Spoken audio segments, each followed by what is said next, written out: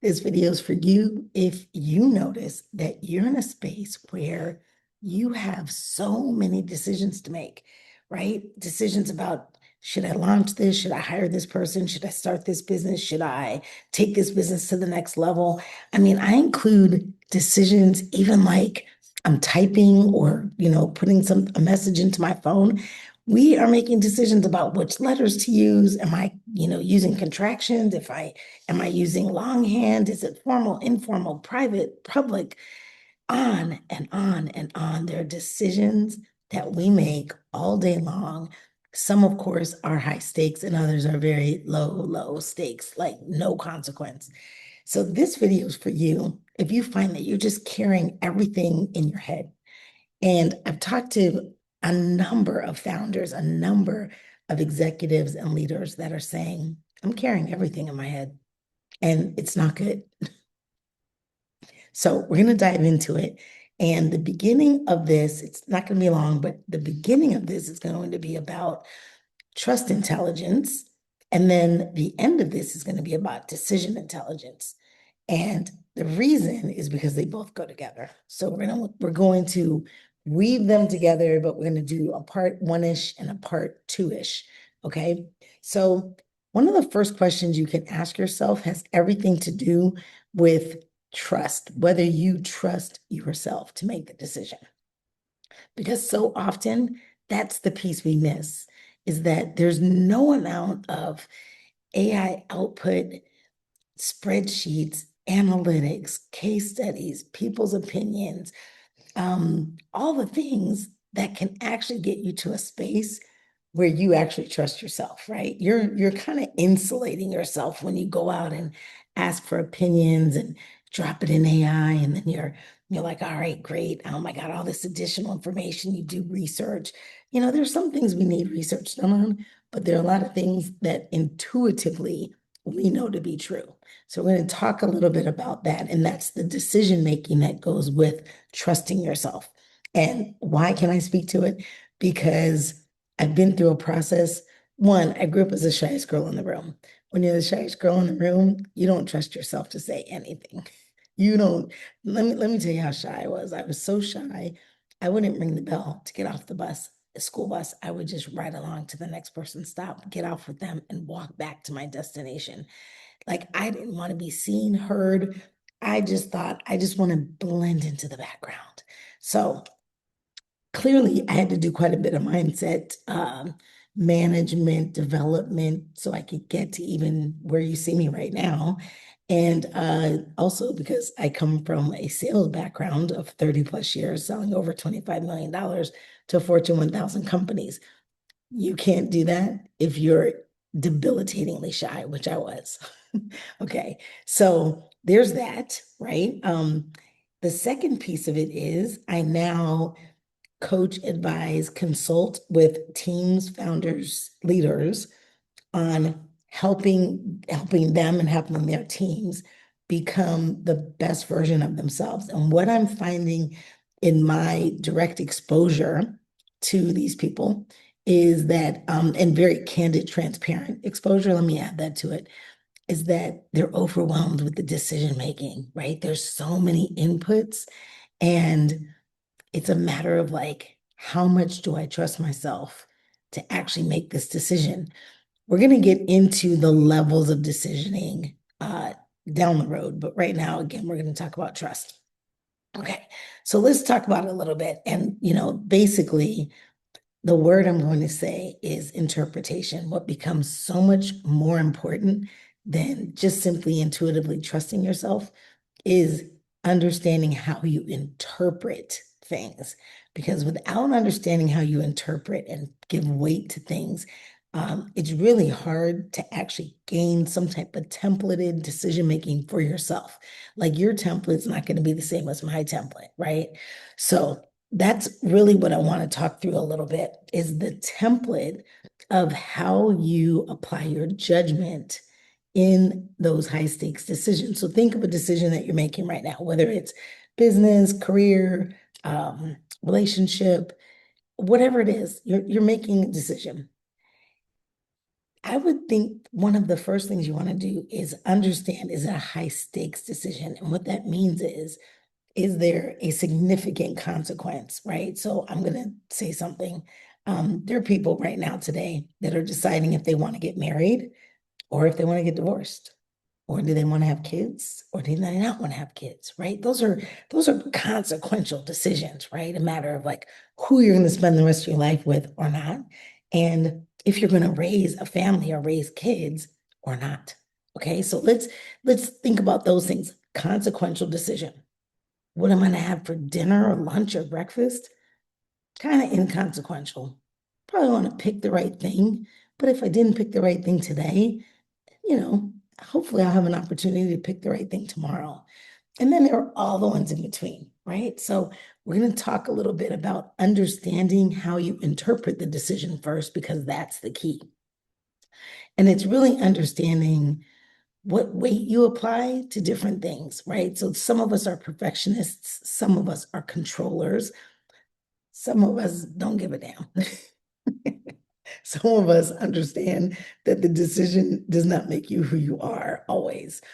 Okay, so to go deeper into that, my husband and I actually had a decision tree when we got married. And what we did with the decision tree is we're older, right? So we're not in our 20s. We weren't in our 20s when we got married. So what we did was we looked at, we had this long list of people we wanted to invite. We didn't have indefinite money. So we were like, okay, let's kind of think this through, and started to think it through. And we started to say, we're going to have some type of decision format to start with, or we're going to be, instead of 500 people we want to invite, we're going to be at 493, which isn't going to help. So our decision tree looked like this. It was, do you know both of us, my husband and myself? If the answer is yes, we put that name on the right side. If the answer is no, they go on the left side. That's not a no, we're not inviting you. It's just you don't know both of us. The next question was, have you spent time with both of us in the last year? A year is a short period of time. If yes, we put the person on the right side. If no, we just put you temporarily on the left side. I think one of the questions was, are you local? Right. So knowing that everyone can't make it when they've got to travel across the country, and we have quite a few friends that don't live in the area. So again, yes, no. And then there were a couple more questions, but in addition to those questions, we also had two honorable mentions apiece, right? So if you didn't satisfy, if you were on the left side, okay, if you were on the side that didn't know us and hadn't spent time with us, etc., we could, either one of us could say, I want that person here. They're important to me. I grew up with them, whatever the case may be. We don't live in the same area, so that's why they don't know you. I just want them on the list, right? And so you could just say, bringing them onto the list. Okay. All right. So you get that part. We ended up with a firm list of like 101 people, which was significantly down from 500. Okay. So we started with a decision tree. So that's really where I started understanding how important it was to begin a process where you were making decisions in a templated, maybe non-subjective format first, and then you would get into the objective format, because once we had that list, we were able to be a little more objective about moving people into the list or out of the list, right? And a large part of it had to do with, dynamics and logistics and all kinds of things. But that's when we started applying the subjective thinking to it. Okay.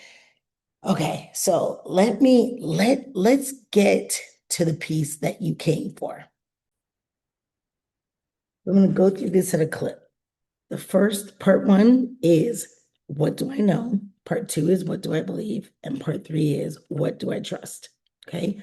What do I know has everything to do with what do I know about the problem? What do I know about my assumptions? People that have said what they said, give me their opinions about AI, about from a podcast, maybe from a case study, from the data. Like, what do I know? Okay. So it's understanding what you know and flushing that out.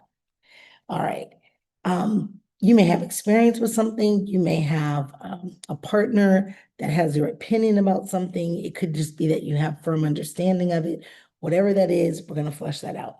Okay, could it, you want to look at what we're actually solving when it comes to the problem. So we're still in what do I know? And you want to be sure that you understand that you could be making a great decision, what you think is a great decision, on the wrong problem, right? On the wrong problem. So you've called out a problem that's not the actual problem.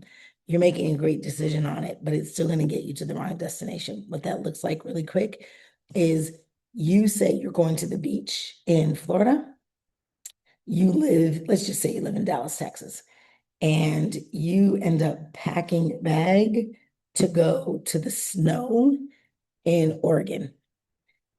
You are making a great decision about going on vacation, right? Maybe you like the snow, maybe you like the sun. You just are going to the wrong destination. So we're going to keep that there and we're going to go to the next one.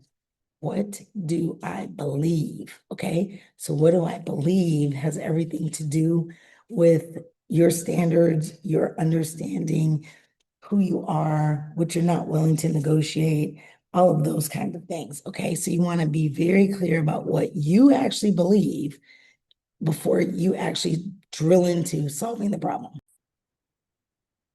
This, what do I believe, is really based on what's happening now, just your understanding of what's happening now, what's next, what you think the best path forward is or could be, right? And then applying your judgment. This is the tricky part. And this is the thing that we don't do as much anymore because we've got so much input to tell us what we think, how to think, which direction to go. We don't really, there are a lot of things we don't do. We don't remember phone numbers, right? We can just like hit a button and we're ready to go. We're talking to the person. The interesting part is two people with the same information can come up with two totally different decisions. And that has everything to do with interpretation slash judgment. Let me talk a little bit about this. I could have the same information as my sister, and my sister could make a decision to not go forward, and I could make the decision to go forward. My sister might be a little bit more, she may be a little bit more risk averse. She's like, yeah, I don't want to take on that risk for things happening in her life, things that she's seen, experienced, read about, all the things. I could be more of a risk taker. And that risk taking may apply to my life as well, like where I am, what season I'm in, all of those things. So again, it's interpretation slash judgment. And risk is usually embedded in there, right? It's like a matter of like, how risky can I get with a high stakes decision?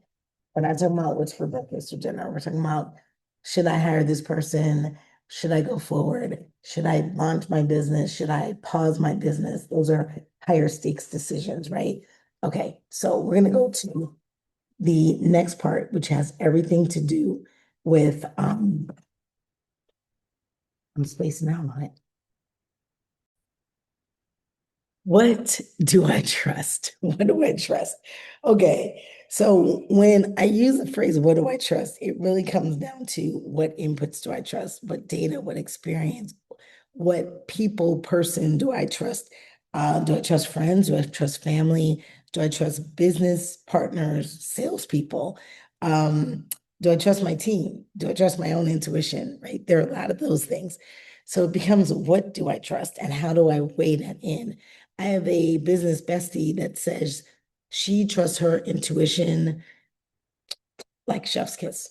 And so she knows if her intuition is telling her something, she's wholly in. She can trust herself and her intuition to guide her properly.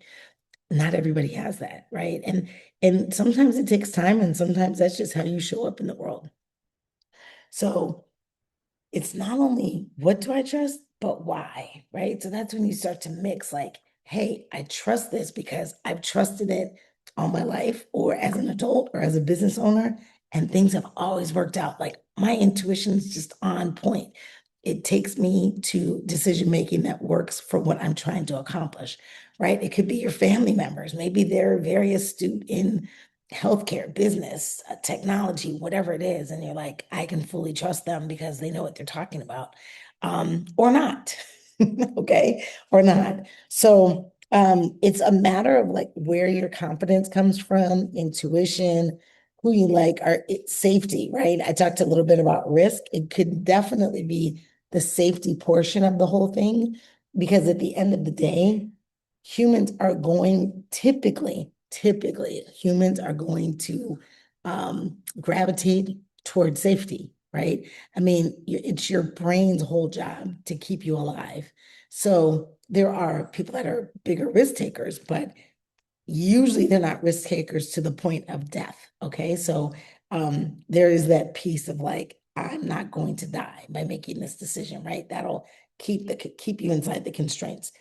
All right. Other than that, I'm gonna pause here because I don't want to overwhelm, but if you're asking yourself the three questions that we just went over, and you can start to flush that out, you'll start to be able to get these things out of your head and understand where your blind spots are, where your highlights are, where your lowlights are, where you feel a little bit more restricted or constrained in terms of your decision making. And if you're interested, there is a link to a decision velocity, get it out of your head conversation that is in that I'm going to drop in the description here of this video. And you can grab it. It's in a bump sale. I think we're at $9 right now. Once it gets to $97, it's going to stay $97. But it's 5 executive conversations about making good decisions. It has exercises to go with each conversation, an AI thought partner, which is more of an entry level. I'm going to tell you that right now.